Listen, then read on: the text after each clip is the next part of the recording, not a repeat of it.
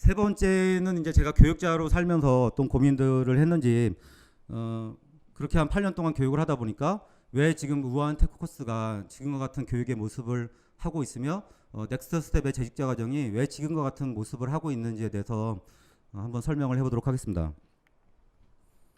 여러분들 그 나중에 교육에 관심이 있으면 침묵으로 가르치기라는 책이 있어요. 이 책에 보면 이런 얘기를 하고 있습니다. 우리가 좋은 교육을 한다는 건 우리들이 특정 지식을 배울 수 있는 그런 상황, 환경을 만들어 주는 게 상당히 중요하다. 이런 얘기를 하고 있습니다. 그러니까 우리들이 상당히 강의식의 수업을 많이 하잖아요. 사실 강의를 통해서 전달되는 지식은 상당히 적은 퍼센티지만 듣는 사람들한테 전달이 되는데 그 상황, 어떤 문제가 되는 상황을 맞닥뜨리게 만들고 그 문제를 해결하게 되면 그거는 상당히 오랜 시간 동안 내 몸속과 뭐 머릿속이든지 어딘가에 남아서 우리가 체득된다고 하죠. 이게 진정한 교육이라고 생각이 돼요. 그래서 제가 교육자로 살면서 처음에는 뭐 이런 목표까지는 없었는데 저는 항상 제가 생각할 때 저의 부족한 점을 긍정적으로 생각하는 약간 낙천적인 성향의 사람이거든요. 뭐냐면 우테코 친구들도 제 강의를 많이 들어봐서 알겠지만 제가 아주 논리적으로 설명을 하거나 아주 말을 잘하거나 이런 스타일은 저는 솔직히 아니라고 생각해요. 그리고 제가 상당히 내향적인 사람이기 때문에 말을 많이 하는 걸 좋아하지 않아요. 지금 여기서 떠들고 있긴 하지만 상당히 많은 긴장을 하고 있고 그래서 저의 교육자로 살면서의 목표는 이거였어요. 나는 이런 성향인데 그러면 나의 색깔에 맞게 강의를 많이 하지 않으면서 좋은 교육을 만들 수 있는 것은 없을까? 그런 고민을 하다 보니까 어느 순간 이 책을 딱 만나는 순간 이렇게 하는 게 오히려 나는 강의하기 싫은데 난 남 앞에 서서 말하는 게 너무나 힘든데 이때 쓴 에너지가 너무나 나를 힘들게 하는데 근데 책은 그렇게 하는 게 더 좋은 교육이래. 이거 얼마나 좋아. 내가 가진 단점을 가지고 그대로 교육으로 만들어 가보자. 그러면서 저의 목표를 이걸로 만들었고요. 그러면서 강의를 최소화하기 위해서 넥스트에서부터 엄청나게 많은 시도를 해요. 일단 동영상으로 다 찍어서 강의를 보게 한 다음에 수업 시간에 와서는 라이브 코딩과 토론만 하게 하고 이게 뭐 거꾸로 수업 비슷하잖아요. 요즘 EBS에서 몇 년 전부터 하던 그것부터 내가 가르치지 말자. 짝 프로그래밍을 해서 같이 배우게 하자. 이거 날로 먹자 이런 거잖아요. 얼마나 좋습니까? 저의 모토 중에 하나가 그거예요. 재직자 과정도 얘기할 때 항상 하는 얘기인데 비싼 돈을 내고 강의를 들어왔어요. 근데 저 인간은 아무것도 하는 게 없는데 비싼 강의료를 받아. 근데 나는 더 배우는 게 많은 것 같아. 이상해. 이런 걸 만들어 보자. 그리고 그런 욕을 먹을 때 나는 교육을 잘한다 이런 확신을 가지고 있거든요. 왜?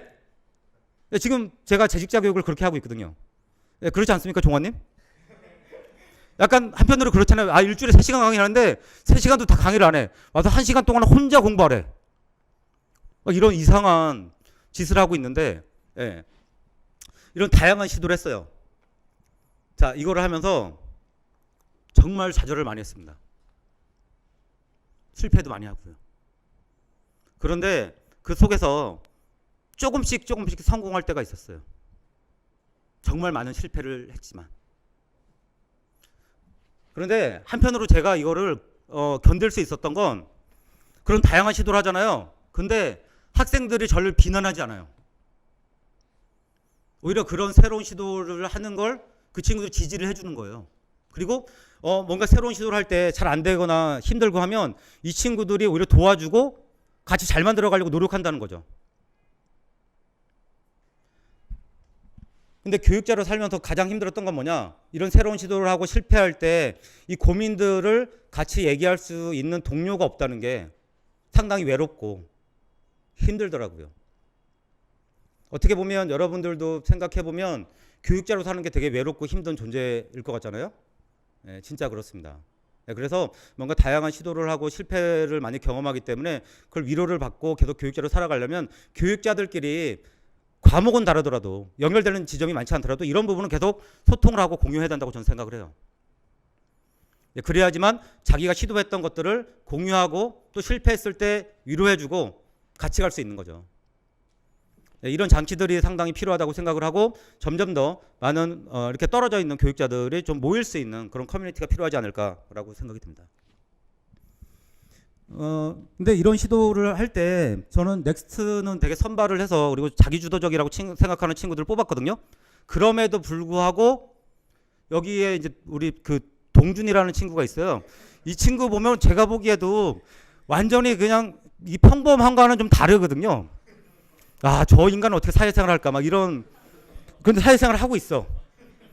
그런 것처럼 야, 이런 친구들은 되게 주도적일 거라고, 일을 할 때 주도적이거든요. 근데 학습을 할 때 이런 친구를 뽑았음에도 불구하고 주도적이지 않더라고요. 제가 생각하는 것만큼. 그러면 그렇지 않은 친구들은 더 심할 거잖아요. 동기부여도 잘 안 돼 있을 거고.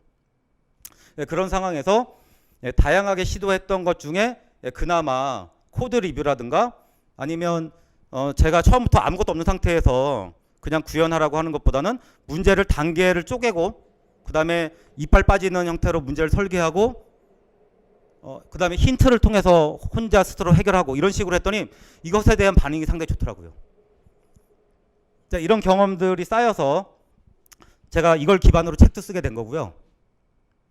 그리고 이제 어떻게 하면 좀 더 효과적으로 교육을 만들어 갈까를 고민하다 보니까 이런 책을 보니까 우리가 커리큘럼을 잘 설계를 하고 계속 도전할 수 있는 미션들을 잘 설계하면 짧은 기간 내에 빠르게 성장할 수 있겠다. 그래서 의식적인 연습에서 여러분들이 이제 헬스장 가서 운동할 때도 그런 경험들 많이 하는데 내가 운동이 딱 되는 시점은 한계점이 다다라서 옆에서 뭐 PT라든가 누가 그 마지막 한계점에서 딱 도와주는 그 시점, 마지막에 하나를 더할 때 근육이 늘어나고 더 체력이 좋아지는 경험들 많이 하잖아요. 똑같습니다.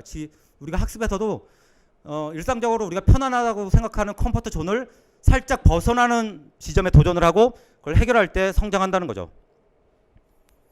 그리고 연습을 할 때 내가 무엇을 연습하는지에 대한 목표가 명확하고 구체적일 때 학습 효과가 높더라. 그리고 또 한 가지는 피드백이 되게 중요하다. 그리고 피드백을 받은 다음에 그거에 따라서 뭔가 자기의 행동이 바뀌거나 이런 식의 경험을 쌓도록 하는 게 중요하다. 그래서 제가 이제 침묵으로 가르치기를 미션을 설계하면서 중요하게 생각했던 게 컴포트 존을 벗어나도록 단계적으로 미션을 설계하는 거, 그리고 각 미션별로 구체적이고 명확한 목표를 가지도록 설계하는 거, 그리고 피드백을 주도록 과정을 설계하는 거, 그리고 학생들이 공동으로 같이 학습하게 만드는 이런 교육 환경을 만들어 보면 좋겠다는 생각을 가지고 우아한 테크 코스가 이런 철학을 기반으로 해서 저희는 강의가 먼저 아니라 미션, 저희가 나름 그래도 정교하게 설계했다고 하는 미션 기반으로 먼저 경험을 쌓게 만들고 그거를 코드 리뷰 요청을 하면 실시간까지는 아니지만 선배들이 피드백을 해주고 강의가 뒤따라오는. 그래서 우아한 테크 코스 2기 같은 경우에는 51명의 저희는 크루라고 하는 학생들이 있고 코드 리뷰를 하는 친구들이 현장에 있는 선배 개발자들의 리뷰어가 10명이 있습니다. 평균적으로 5명의 크루에게 1명의 리뷰어가 배정이 돼서 피드백을 할 수 있는 온라인상으로 그런 환경이 구축이 되어 있고요. 그리고 아까 날로 먹는다고 했던, 맞습니다. 짝 프로그래밍. 저희 요즘 코로나 같은 때 짝 프로그래밍 하면 안 되는데 이거 진짜 걸리면 저 여기 잘릴 것 같아요. 그래서 이제는 또 다시 이게 재확산되고 있는데 이제 짝 프로그래밍 하지 말라고 해야 될 것 같은데 이게 사실 성장하는 데 상당히 매력적인 방법이라서 계속 저희가 도입하고 있는데 짝 프로그래밍 기반으로 공동 학습을 하도록 과정이 설계되어 있습니다. 물론 이런 경험들이 쌓인 다음에 팀 프로젝트 기반으로 현장 경험을 쌓도록 과정이 설계되어 있고요. 그리고 넥스트 스텝을 통해서도 똑같은 과정으로 과정을 운영하고 있고요. 지금까지 교육 과정을 운영하면서 여기 보이는 다른 부분 필요 없고요. 이 MPS라는 이 교육 과정을 다른 개발자한테 추천할 의향이 있느냐 이런 설문을 했을 때 몇 점이 나오느냐가 어떤 상품을 개발할 때 되게 중요한 지표라고 하더라고요. 예, 그걸 NPS라고 하는데 보통 50점이 넘으면 50%가 넘으면 엄청나게 좋은 상품이라고 하더라고요. 뭐 가장 좋은 상품 중에 하나가 테슬라가 뭐 90 몇 퍼센트 막 이런 식으로 나온다고 하더라고요. 예, 그런데 제가 이 방식으로 교육을 운영했을 때 설문을 받아보니까 거의 70%에서 80% 이상의 확률로 다른 개발자에게 추천을 하겠다 이런 피드백을 줬습니다. 예, 그래서 제가 아까도 얘기했듯이 별로 하는 것도 없는데 이 개발자들이 다른 개발자들한테 계속 추천해주면서 아직까지 마케팅을 하지 않았음에도 불구하고 영원임에도 불구하고 꾸준히 교육과정은 열리고 있다. 예, 제 자랑이지만 88만 원짜리 과정이 2분 만에 마감되는, 놀랍지 않습니까? 놀랍죠? 네, 이게 제가 봤을 때 제 자랑이라고 말은 했지만 또 다른 측면으로 침묵으로 가르치기 위한, 어쩌면 학생들이 더 과정에 몰입할 수 있고 더 많은 걸 배우게 만들 수 있고 실질적인 변화를 만들어갈 수 있는 것은 강의식이나 우리가 기존에 했던 방식이 아니라 조금은 다른 방식으로 접근을 했고 그 친구들이 어떻게 더 빠르게 성장할 수 있는지에 대한 다른 접근 방식이 이런 결과를 만들어내지 않았나라고 생각이 들어요. 그리고 저희 교육 방식은 우리가 동영상으로 하는 온라인 교육 방식의 완료율이 5%도 안 된다고 얘기를 해요. 근데 저희 교육 과정은 한 5주에서 6주 이상을 매일 2시간이나 3시간, 직장 다니는 직장인이 매일 2시간이나 3시간을 투자해야지만 마지막 미션까지 완료할 수 있거든요. 예, 그런데 이게 낮은 것 같지만 상당히 저는 높은 확률로 끝까지 미션을 완료한다고 생각하고 있어요. 이 마지막 기수가 이 완료율이 높아진 건 제가 보기에는 제가 좀 다르게 시도한 것도 있지만 코로나 때문에 이랬던 것도 있는 것 같아요. 예, 코로나 때문에 재택근무를 하다 보니까 회사 눈치 안 보고 이 교육 과정에 미션을 한 거죠. 근데 제가 보기에 재택근무하는 것도 상당히 좋은 방식이지 않나. 꼭 회사에 모여서 일을 해야지만 되느냐, 우리 업계는. 그렇지 않습니까? 아, 공감 안 하시는군요. 그럼 매일 출근하세요. 우리 팀원들 매일 출근하십시오. 그러면 재택 별로 안 좋아하시는군요. 저 보는 거 맨날 보는 거 좋죠? 네, 저를 너무 애정하고 있어가지고. 자, 근데 아직도 도전 중이고요. 이게 정답이 있겠습니까? 교육에 있어서 상당히 어려운 일이기 때문에 저도 계속 도전하고요. 여러분도 이런 그 새로운 도전을 할 수 있고요. 이런 그 흥분됨, 물론 좌절할 때도 있지만 이런 흥분됨을 느낄 수 있으니까 저희랑 같이 한번 해보시면 좋을 것 같습니다.